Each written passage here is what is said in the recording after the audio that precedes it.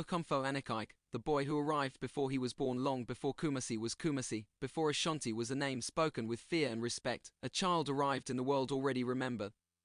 They say Okomfo Anokye was not born in the normal sense. In Awukugua, among the Ikuyeme's hills, an old woman appeared one Harmattan morning carrying a baby wrapped in bark cloth. No one saw where she came from.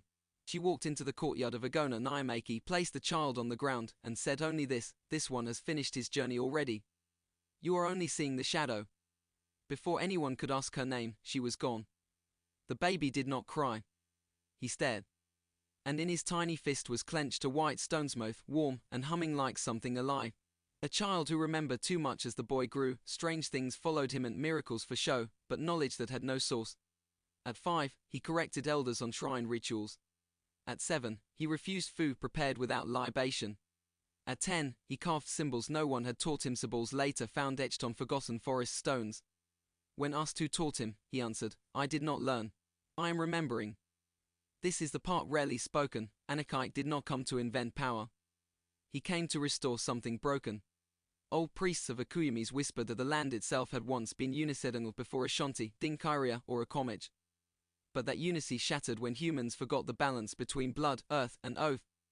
The gods did not send a warrior to fix it. They sent a priest. Why he walked toward Ashanti, Anokye left Ikuyeme's not because he was chased, but because the land stopped speaking to him there. One night, he stood still for hours, listening to the wind. Then he said, the stool is crying. It is not here. That stool, Golden Stool, did not exist yet.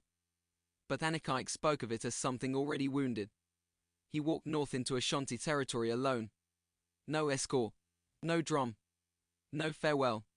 In the forest, hunters claimed trees bent away from his path. Rivers quieted when he crossed. Not because he commanded them, but because they recognized him. The truth about the Golden Stool rarely told. Most people say Anokye called the Golden Stool down from the sky. That is the public story.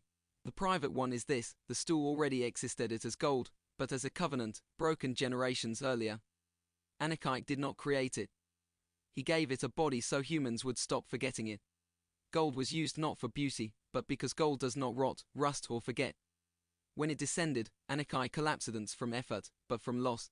He had given up the last memory tying him fully to the spirit world. From that moment, he began to age. Where he truly came from here is the part elders hesitate to say aloud. Okomfo Anokye was not only a man. He was not only a priest. He was not only a messenger. He was a boundary.